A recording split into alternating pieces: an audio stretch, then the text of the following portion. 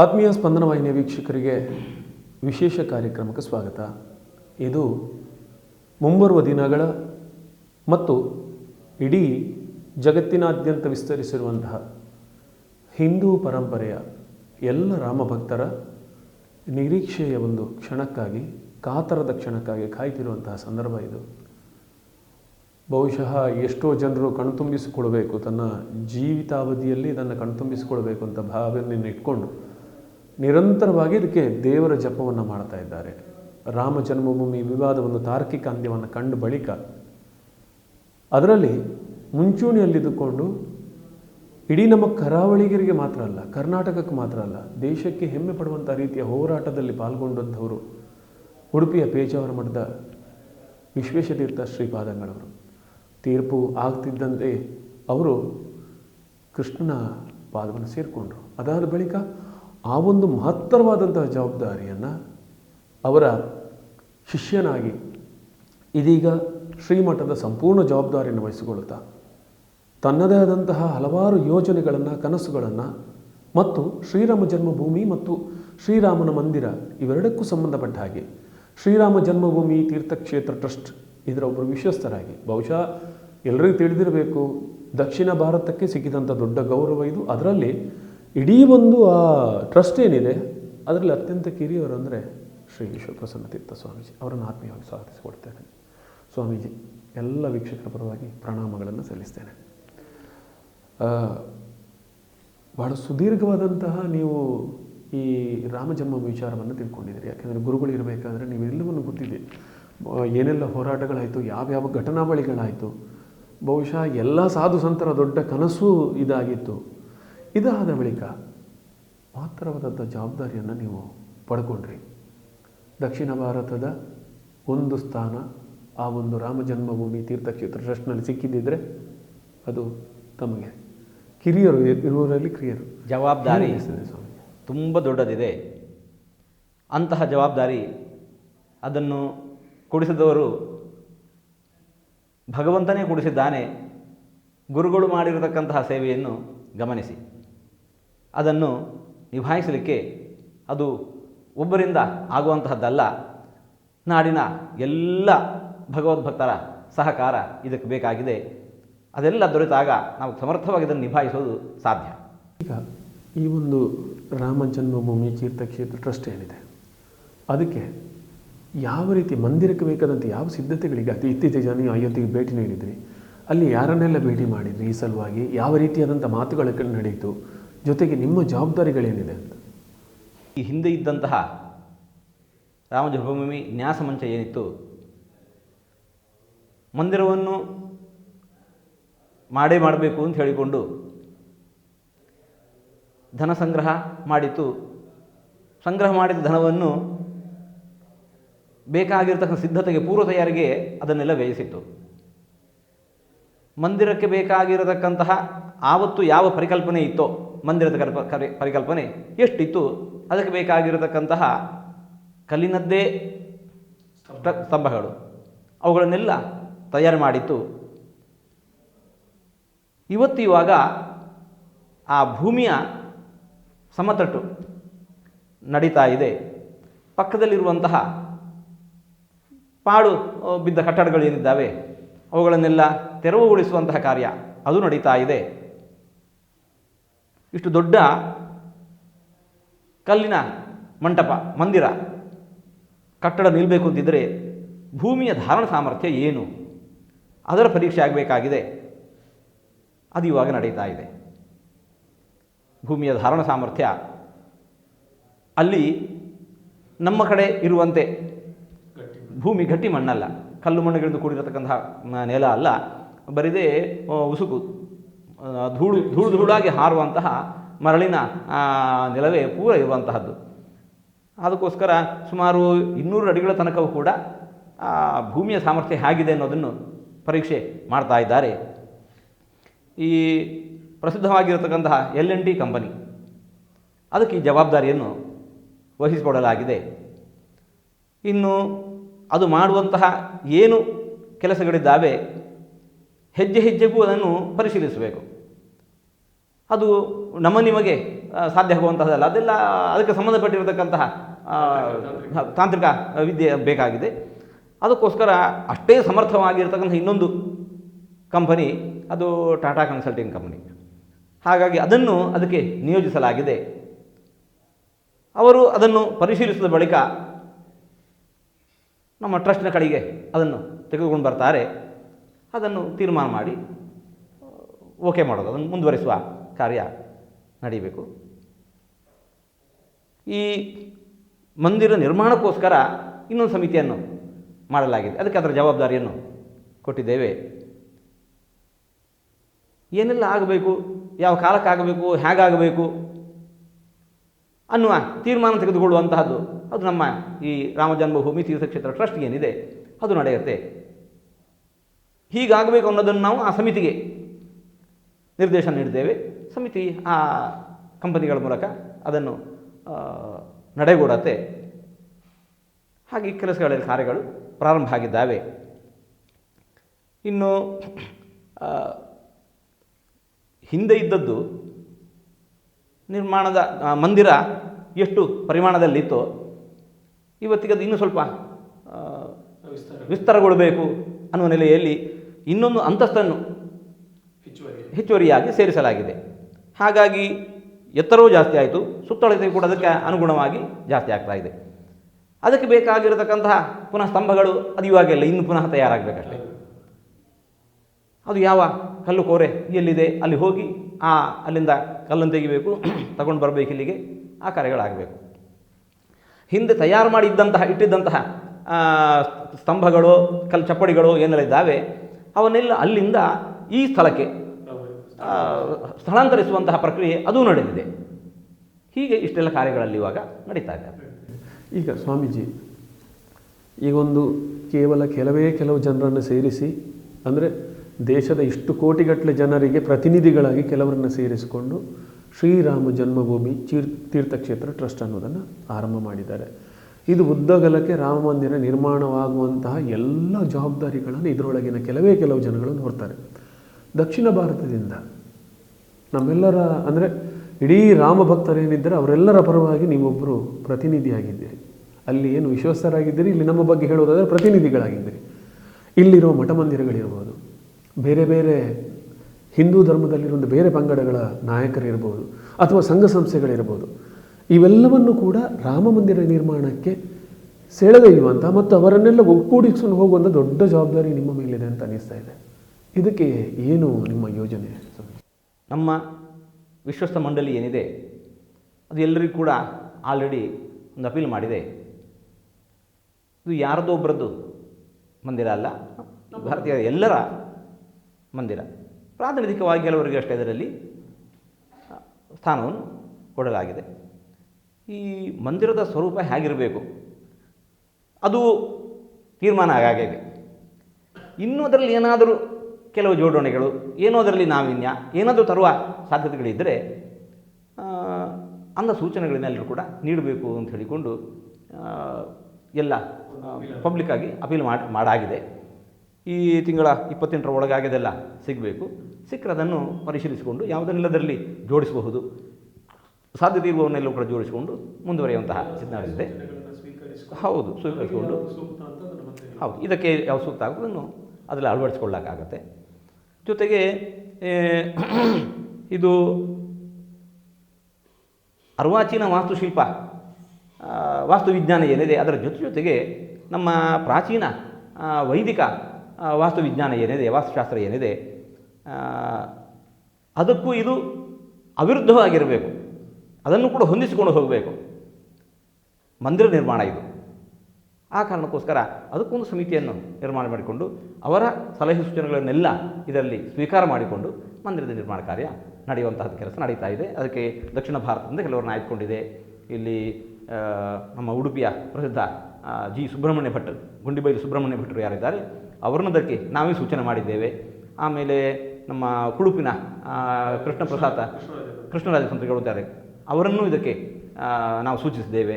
ಹಾಗೂ ಕೇರಳದವರೊಬ್ಬರು ಜಯಪ್ರಕಾಶ್ ಅಂತ ಹೇಳಿಕೊಂಡು, ಆಮೇಲೆ ಉತ್ತರ ಭಾರತದಿಂದ ಕಾಶಿಯಲ್ಲೊಬ್ಬರು, ದೆಹಲಿಯಲ್ಲೊಬ್ಬರು, ಹೌದು ಹೌದು ಹೌದು ವೈದ್ಯಕೀಯ ವೇದಶಾಸ್ತ್ರ ವೈದಿಕ ವಾಸ್ತುಶಾಸ್ತ್ರದ ಹಿನ್ನೆಲೆಯನ್ನು ಬಲ್ಲವರು ಯಾರಿದ್ದಾರೆ ಅವರನ್ನು ಸೇರಿಸಿಕೊಂಡು ಅವರ ಸಮಿತಿ ನಿರ್ಮಾಣ ಮಾಡಿಕೊಂಡು ಅವರನ್ನು ಕೂಡ ಇದರಲ್ಲಿ ಇಟ್ಕೊಂಡು ಮುಂದೆ ಹೋಗೋದು. ಬಹುಶಃ ಮರ್ಯಾದಾ ಪುರುಷೋತ್ತಮನ ಏನು ಪುಣ್ಯ ತಾಣ ಇದೆ ಅದು ಕೋಟ್ಯಾಂತರ ಭಕ್ತರ ಒಂದು ರೀತಿಯ ಭಕ್ತಿಯ ಕೇಂದ್ರ ಆಗ್ತದೆ ಅಂತ ಅನ್ನೋದು ಎಲ್ಲರಿಗೂ ಗೊತ್ತಿದೆ. ಸುದೀರ್ಘವಾದಂಥ ಹೋರಾಟ, ನಾವು ಆ ಹೋರಾಟದ ಬಗ್ಗೆ ಮತ್ತೆ ಮೆಲುಕು ಹಾಕುವುದು ಅಗತ್ಯ ಇಲ್ಲ ಅಂತ. ಯಾಕೆಂದರೆ ಒಂದು ತಾರ್ಕಿಕ ಅಂತ್ಯವನ್ನು ಕಂಡ ಬಳಿಕ ಅದನ್ನೊಂದು ಇತಿಹಾಸಕ್ಕೆ ಸೇರಿಸಿ ನಾವು ಅದನ್ನು ಬಿಟ್ಟು ಬಿಡಬೇಕಾಗ್ತದೆ. ಇನ್ನಿರುವುದು ನಮ್ಮಲ್ಲಿ ಅದರ ನಿರ್ಮಾಣ ಮತ್ತು ಅದನ್ನು ಮುಂದುವರಿಸಿಕೊಂಡು ಹೋಗುವಂಥ ಹೊಣೆಗಾರಿಕೆ ಉಳಿಸುವಂಥ. ಬಹುಶಃ ದೇಶದಲ್ಲಿ ಪ್ರಧಾನಿಯಾಗಿ ಮೋದಿಯವರಿದ್ದಾರೆ, ಮುಖ್ಯಮಂತ್ರಿಯಾಗಿ ಯೋಗಿಯವರಿದ್ದಾರೆ. ಕಾಲಘಟ್ಟ ಅದಕ್ಕೋಸ್ಕರವೇ ಕಾಯ್ತಾ ಇತ್ತೇನು ಇಂಥ ಒಂದು ಸುಸಂದರ್ಭ ಬರಬೇಕು ಅನ್ನುವುದಕ್ಕೋಸ್ಕರ. ಕಾರಣ ಅಂದರೆ ಎಷ್ಟೋ ವರ್ಷಗಳಲ್ಲಿ ಏನು ಪರಿಹಾರವನ್ನು ಕಾಣದಂಥ ಒಂದು ದೊಡ್ಡ ವಿವಾದ ಒಂದು ಅಂತ್ಯ ಕಂಡಿತು. ಈಗ ಈ ಜನವರಿ 15ರಿಂದ ಇದಕ್ಕೆ ಹಣ ಸಂಗ್ರಹಣೆ ಆಗ್ತದೆ. ಬಹುಶಃ ಯಾವ ರೀತಿಯ ಯೋಜನೆಗಳು ಸಿದ್ಧವಾಗಿದೆ? ಯಾಕೆಂದರೆ ಪ್ರಮುಖವಾಗಿ ಬೇಕಾಗಿರುವುದು ನಮಗೆ ವಿತ್ತ. ಅದು ಹೇಗಾಗ್ತದೆ?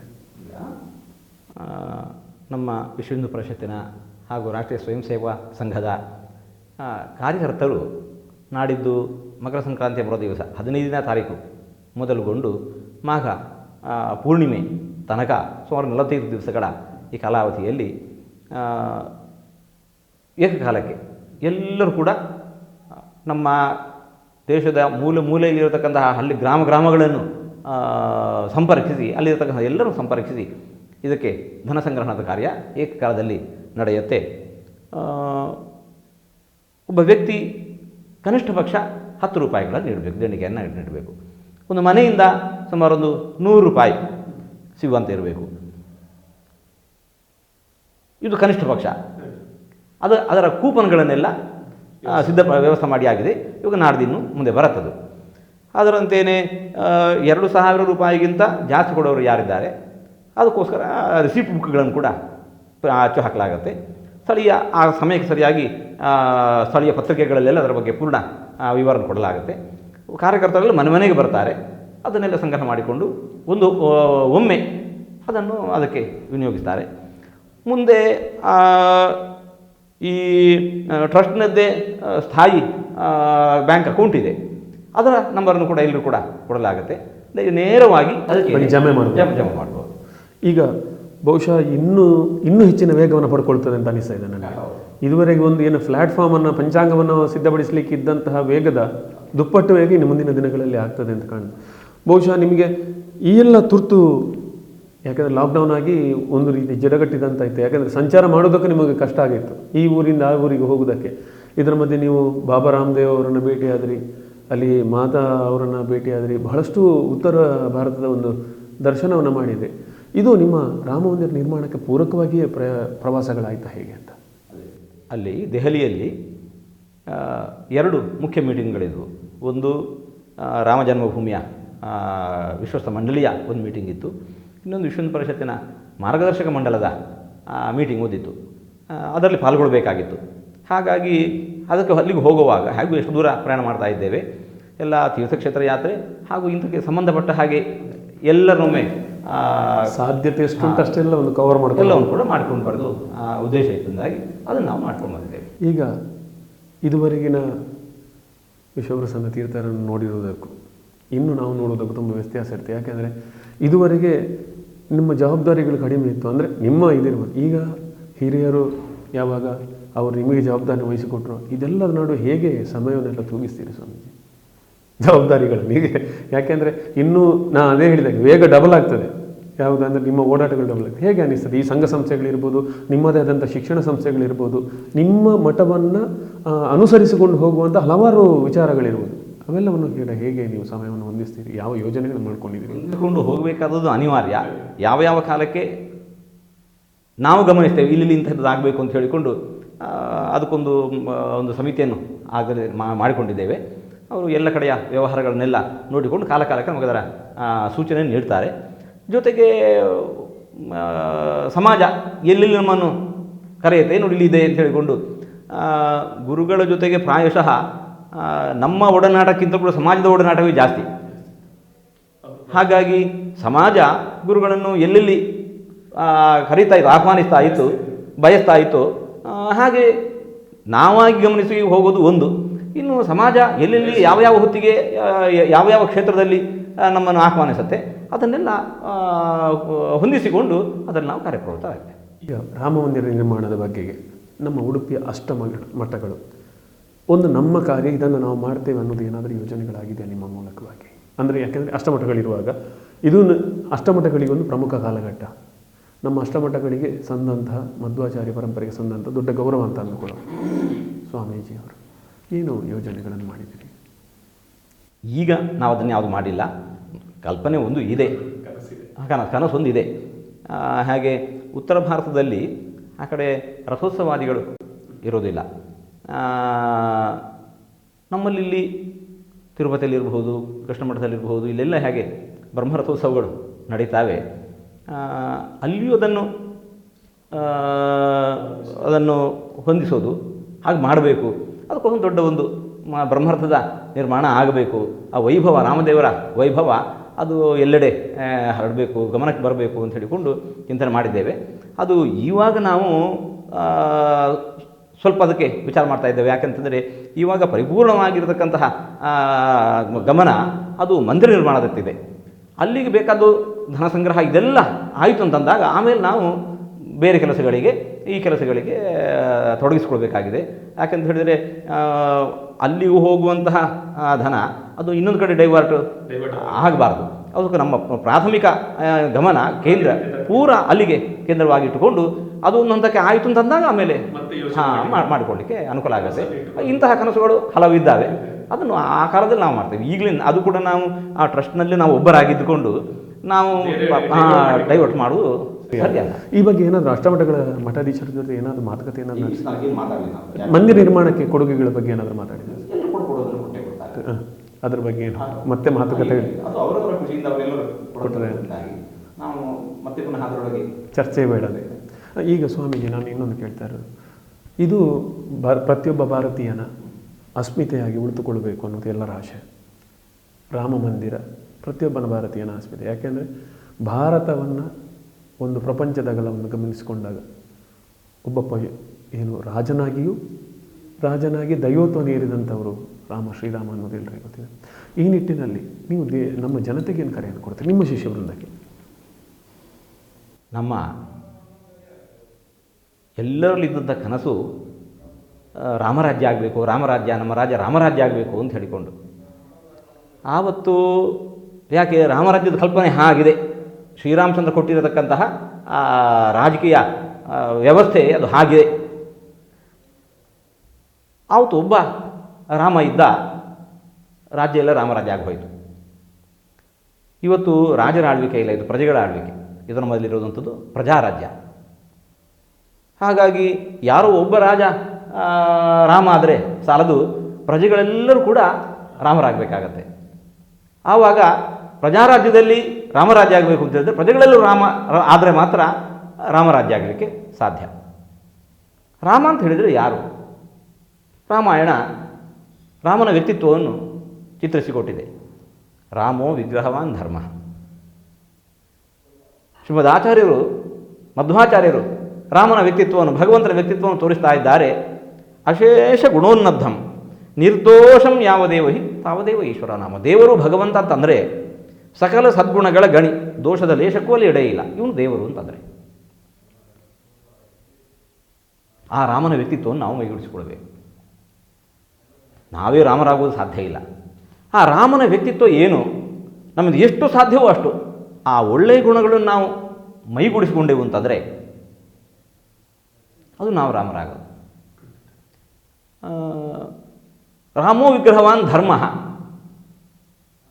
ಧರ್ಮವೇ ಮೂರ್ತಿ ಎತ್ತು ಬಂತು ಅಂತಂದರೆ ಅವನು ರಾಮ. ಆ ಧರ್ಮವನ್ನು ನಾವು ಒಂದಿಷ್ಟು ಪರಿಪಾಲನೆ ಮಾಡಬೇಕು. ಏನು ಧರ್ಮ ಅಂತಂದರೆ ಎಲ್ಲರಿಗೂ ನಾವು ಸುಖದಿಂದಿರಬೇಕು, ಶಾಂತಿಯಿಂದಿರಬೇಕು, ನೆಮ್ಮದಿಯಿಂದಿರಬೇಕು, ವೈಭವದಿಂದಿರಬೇಕು ಅಂತ ಎಲ್ಲರೂ ಬಯಸುವವರೇ. ಅದಕ್ಕೋಸ್ಕರವೇ ಹಗಲಿರುಳು ದುಡಿತಾ ಇದ್ದೇವೆ, ಹುಟ್ಟಿನ ಸಾವಿನ ತನಕ ದುಡಿತಾ ಇರ್ತೇವೆ. ಯಾಕೆ? ಆ ಸುಖದ ಬಯಕೆಯಿಂದ. ನಮ್ಮ ಸುಖದ ಬಯಕೆಯಿಂದ ಮಾಡುವಂತಹ ನಮ್ಮ ಪ್ರವೃತ್ತಿ ಏನಿದೆಯಲ್ಲ, ಅದು ಮತ್ತೊಬ್ಬನ ದುಃಖಕ್ಕೆ ಕಾರಣವಾಗಬಾರ್ದು, ಮತ್ತೊಬ್ಬನ ದುಃಖಕ್ಕೆ ಕಾರಣವಾಗಬಾರ್ದು. ನಾವು ಹೇಗೆ ಸುಖದಿಂದಿರಬೇಕು ಅಂತ ಬಯಸ್ತೀವೋ ಅವನು ಸುಖದಿಂದಿರಬೇಕು ಅಂತ ಬಯಸ್ತಾನೆ. ಸುಖದ ಬಯಕೆಯಿಂದ ಮಾಡುವ ನಮ್ಮ ಪ್ರವೃತ್ತಿ ಅವನ ದುಃಖಕ್ಕೆ ಕಾರಣ ಆಗಬಾರ್ದು. ಯಾಕೆ?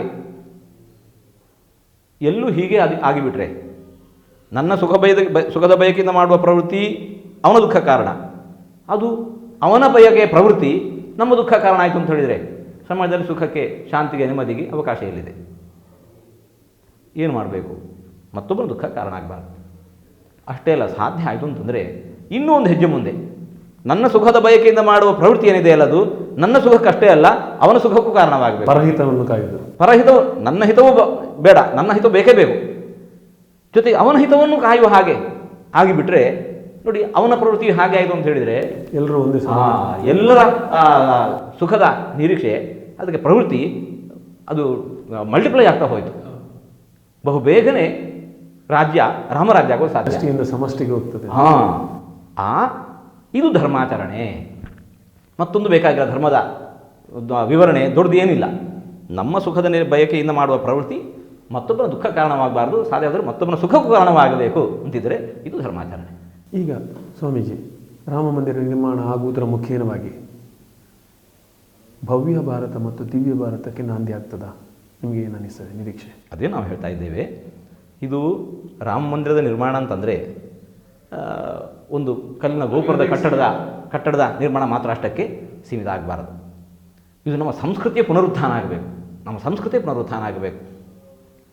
ನಾವು ಇವಾಗ ಹೇಳಿದಂತೆ ಆ ರಾಮನ ವ್ಯಕ್ತಿತ್ವವನ್ನು ನಾವೆಲ್ಲರೂ ಕೂಡ ಮೈಗೂಡಿಸಿಕೊಂಡೆವು ಅಂತ ಅಂದರೆ ಅದು ಸಾಧ್ಯ. ಆ ರಾಮನ ನೆನಪು ನಮಗೆ ಸದಾ ಬೇಕು. ಹಿಂದೆಲ್ಲ ಗಮನಿಸಿ, ಏನೇ ಮಾತಿಗೆ ರಾಮ ರಾಮ ರಾಮ ರಾಮ, ಕಷ್ಟ ಬಂದರೂ ಸುಖ ಬಂದರು, ಕಷ್ಟ ಬಂದರೂ ಸುಖ ಬಂದರು ರಾಮ, ಅದು ಪುನಃ ನಡೆಯಬೇಕು. ನಿತ್ಯ ರಾಮನ ನೆನಪು ಬರೋದಕ್ಕೋಸ್ಕರ ಹಿಂದೆಲ್ಲ ಗಮನಿಸಿ, ನೀವು ಸಣ್ಣವರಿರುವಾಗ ಯಾವುದೋ ಕಾಲದಲ್ಲೆಲ್ಲ ಮುಸ್ಸಂಜೆ ಆಯಿತು ಅಂತಂದರೆ ಮನೆ ಮಂದಿಯೆಲ್ಲ ಕೈಕ ತೊಳ್ಕೊಂಡು ಬಂದು ದೇವರ ಮನೆ ಮಂದಿ ಕುಳಿತುಕೊಂಡು ರಾಮನಾಮ ಸಂಕೀರ್ತನೆ, ಭಜನೆ ಭಾರಿ ಎಲ್ಲ ಹಾಡುಗಳ ಕಂಠಪಾಠ ಒಂದು ಬೇಕಾಗಿಲ್ಲ. ಹರೇ ರಾಮ ರಾಮ ರಾಮ ಹರೇ ಹರೇ, ಹರೇ ಕೃಷ್ಣ ಕೃಷ್ಣ ಕೃಷ್ಣ ಹರೇ ಹರೇ, ಶ್ರೀರಾಮ ಜಯ ರಾಮ ರಾಮ, ಶ್ರೀರಾಮ ಜಯ ರಾಮ ರಾಮ, ಮುಗಿದೋಯ್ತು. ಮಗುವಿಗೆ ಹೊಟ್ಟೆ ನೋವಾದ್ರದೇ ಮಲಗಿಸಿಕೊಳ್ಳಿ. ನಿತ್ಯ ಒಂದು ಅರ್ಧ ಗಂಟೆ ಆದರೂ ಮನೆ ಮಂದಿಯನ್ನೆಲ್ಲ ಕೂಡಿಸಿಕೊಂಡು ಅದನ್ನು ನಾವು ನಿತ್ಯ ಅನುಷ್ಠಾನ ಮಾಡಬೇಕು. ರಾಮ ಅಂದರೆ ಯಾರು? ಆ ಮಕ್ಕಳಿಗೆ ಒಂದಿಷ್ಟು ಬೋಧನೆ ಮಾಡೋಣ. ರಾಮ ಆದರ್ಶಗಳು ಏನು? ಆವಾಗ ರಾಮರಾಜ್ಯ ಪರಿಪೂರ್ಣ ಆಗುತ್ತೆ. ಕೇವಲ ಕಟ್ಟಡದ ನಿರ್ಮಾಣ ಮಾತ್ರ ಅಲ್ಲ, ಸಂಸ್ಕೃತಿಯ ಪುನರುತ್ಥಾನ ಆಗಬೇಕು. ಅದಕ್ಕೆ ಈ ಮಂದಿರದ ನಿರ್ಮಾಣ ಏನಿದೆ ಅಲ್ಲ, ಅದೊಂದು ಸಾಂಕೇತಿಕವಾಗಿರಬೇಕು. ಅದು ಸಾಂಕೇತಿಕ, ಇದು ಪ್ರಧಾನ ಆಗಬೇಕು. ಇದು ನಮ್ಮ ಆಚಾರ. ಇದು ಆಚಾರ ಆಗಬೇಕು. ಅದಕ್ಕೆ ಅದು ಸ್ಫೂರ್ತಿ ಕೊಡುವಂತಹ ರೀತಿಯಲ್ಲಿ ಅದನ್ನು ಬೆಳೆಸಬೇಕು ನಾವು. ಈಗ ನಮ್ಮ ಪೇಜಾವರ ಸ್ವಾಮಿ ಹಿರಿಯರು ಬಹಳಷ್ಟು ಹೋರಾಟಗಳೇ ಭಾಗವಹಿಸಿದ್ದಾರೆ. ನಿಮಗೆ ಏನಾದರೂ ಅವರು ಈ ರಾಮ ಮಂದಿರದ ಬಗ್ಗೆ ಹೇಳಿದ್ದೇನಾದರೂ ತುಂಬ ನೆನಪು ಅಂತ ಅಂದರೆ ನಿಮಗೆ ಮತ್ತೆ ನೆನಪಾಗುವಂಥದ್ದು? ಅಲ್ಲ, ಪಬ್ಲಿಕ್ಕಿಗೆ ಹೇಳದಿದ್ದು ನನ್ನ ಯಾವುದನ್ನು ಹೇಳಿಲ್ಲ. ಪಬ್ಲಿಕ್ಕಿಗೆ ಏನು ಹೇಳಿದ್ದಾರಲ್ಲ, ಸಮಾಜದಲ್ಲಿ ಏನು ಹೇಳಿದ್ದಾರೆ ಅವ್ರು ಹೇಳಿದ್ದು ನಿಮಗೆ ತುಂಬ ಯಾವುದು ಈಗ ನೆನಪು ಅಂತ ಕಾಡ್ತದೆ? ಅಂದರೆ ರಾಮ ಮಂದಿರದ ಬಗ್ಗೆ ಯಾಕೆ ಇದು ಆಗಲೇಬೇಕು ಅಂತ? ನಮ್ಮ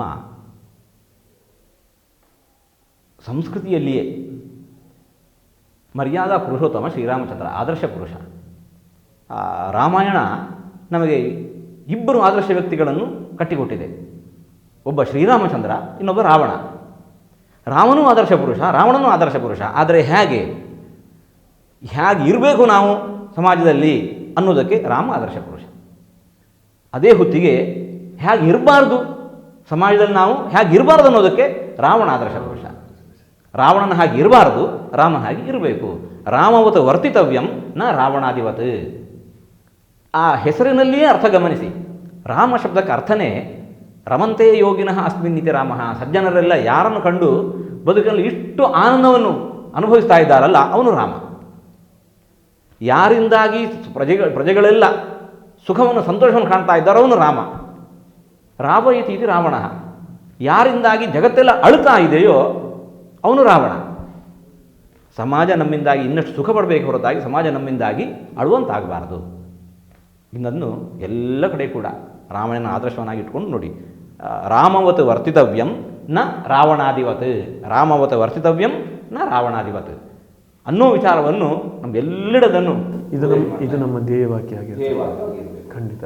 ಸ್ವಾಮೀಜಿ, ಸಡನ್ನಾಗಿ ಒಂದು ಮಹತ್ತರ ಜವಾಬ್ದಾರಿ ವಹಿಸಿಕೊಂಡು ಉತ್ತರ ಭಾರತಕ್ಕೆ ಹೋದ್ರಿ, ಮೀಟಿಂಗ್ಗಳಲ್ಲಿ ಪಾಲ್ಗೊಂಡ್ರಿ, ಇತ್ತೀಚೆಗೆ ಶಂಕುಸ್ಥಾಪನೆ ಆದಂಥ ಸಂದರ್ಭಗಳಲ್ಲೂ ಕೂಡ ಇರ್ಬೋದು, ಬೇರೆ ಕಥೆಗಳು. ನಿಮಗೆ ಇದಕ್ಕಿಂತ ತುಂಬ ಭಿನ್ನ ಅಂತ ಏನು ಅನಿಸುತ್ತೆ ಅಲ್ಲಿ ನಿಮಗೆ ಈ ಒಂಥರ ಜವಾಬ್ದಾರಿ ಇಟ್ಕೊಂಡು ಅಲ್ಲೆಲ್ಲ ಬೇರೆ ಬೇರೆ ಸ್ವಾಮೀಜಿಗಳಿರ್ಬೋದು, ಬೇರೆ ಬೇರೆ ನಾಯಕರಿರ್ಬೋದು, ಅಂದರೆ ಕೇವಲ ಸಾಧು ಸಂತರಲ್ಲದೆ ಬೇರೆಯವರ ಒಡನಾಟವು ನಿಮಗೆ ತುಂಬ ಅಲ್ಲಿ ಮಾಡಬೇಕಾದಂಥ ಅನಿವಾರ್ಯತೆ, ಅಂದರೆ ಆ ಒಂದು ಟ್ರಸ್ಟ್ನಲ್ಲಿ ಹೇಳ್ತಿದ್ದೆ, ಹೇಗೆ ಭಿನ್ನ ಅಂತ ಅನಿಸುತ್ತೆ?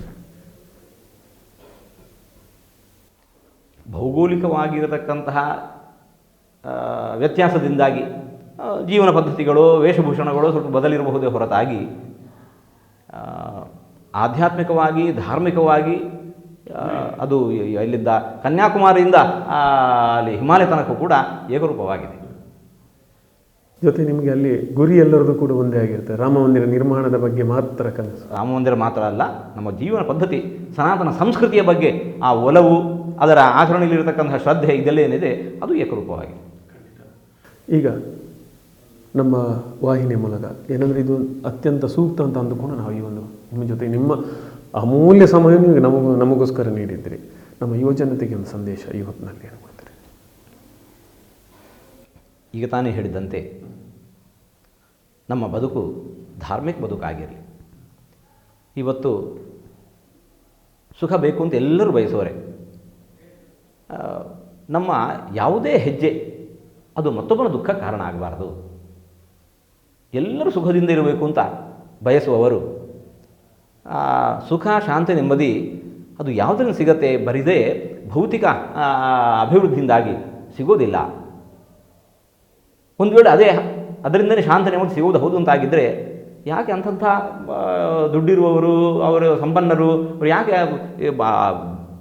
ಅರೆ ಜೀವನದಲ್ಲಿ ಭಾಳ ಸಮಾಪ್ತಿಗೊಳಿಸ್ಕೊಳ್ತಾರೆ? ಆತ್ಮಹತ್ಯೆ ಮೊದಲಾದ ಕಾಣ್ತಾ ಇದ್ದೇವೆ, ಇನ್ನಿಲ್ಲದ ದುಷ್ಟಚಟಗಳು, ಇನ್ನಿಲ್ಲದ ರೋಗಗಳು, ಅದನ್ನು ಯಾಕೆ ಕಾಣ್ತಾ ಇದ್ದೇವೆ?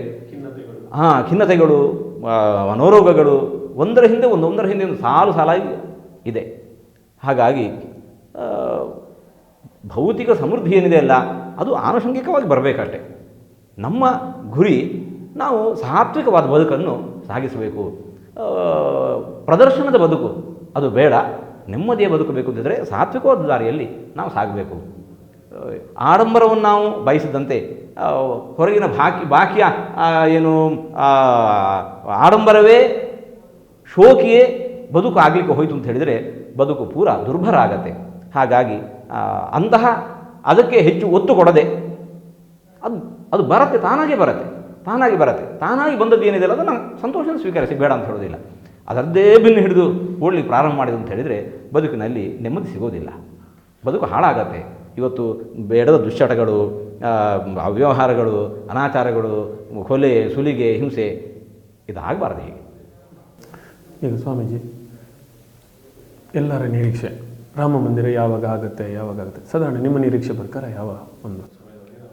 ನಮ್ಮ ನಿರೀಕ್ಷೆ ಅಲ್ಲ, ಅಲ್ಲಿನ ಯಾರು ಅದರ ತಜ್ಞರು ಯಾರು ಹೇಳುವ ರೀತಿಯಲ್ಲಿ ಸುಮಾರು 3-3.5 ವರ್ಷ ಇದಕ್ಕೆ ಬೇಕಾಗತ್ತೆ ಅಂತ ಅಂದಾಜು ಪಟ್ಟಿದ್ದಾರೆ. ಹೌದು, ಅದಕ್ಕಿಂತ ಬೇಗ ಆಯಿತು ಅಂತ ಹೇಳಿದರೆ ಅದು ಇನ್ನಷ್ಟು ಸಂತೋಷ. ಅಷ್ಟು ಸಮಯ ಅಂತೂ ಬೇಕಾಗ್ಬೋದು, ಹೆಚ್ಚು ಕಡಿಮೆ ಅದು ಸುತ್ತಮುತ್ತ. ಓಕೆ ವೀಕ್ಷಕರೇ, ಪರಮ ಪೂಜ್ಯ ಪೇಜಾವರ ಮಠದ ಕಿರಿಯ ಶ್ರೀಪಾದರು ತನ್ನ ಬಿಡುವಿಲ್ಲದ ಕಾರ್ಯದೊತ್ತಡದ ನಡುವೆಯೂ ಒಂದಷ್ಟು ಅಯೋಧ್ಯೆ ವಿಚಾರವಾಗಿ ಅಲ್ಲಿ ಹೋಗಿ ಸ್ವತಃ ಅಲ್ಲಿನ ಕಾರ್ಯವೈಖರಿಗಳನ್ನು ಗಮನಿಸಿದ ಬಳಿಕ ಒಂದಷ್ಟು ವಿಚಾರಗಳನ್ನು ನಮ್ಮ ಜೊತೆ ಹಂಚಿಕೊಂಡಿದ್ದಾರೆ. ಅದಕ್ಕೆ ನಿಮ್ಮೆಲ್ಲರ ಅವರಿಗೆ ಸಾಷ್ಟಾಂಗ ಪ್ರಣಾಮಗಳನ್ನು ಸಲ್ಲಿಸ್ತಾ ಇದ್ದೇವೆ.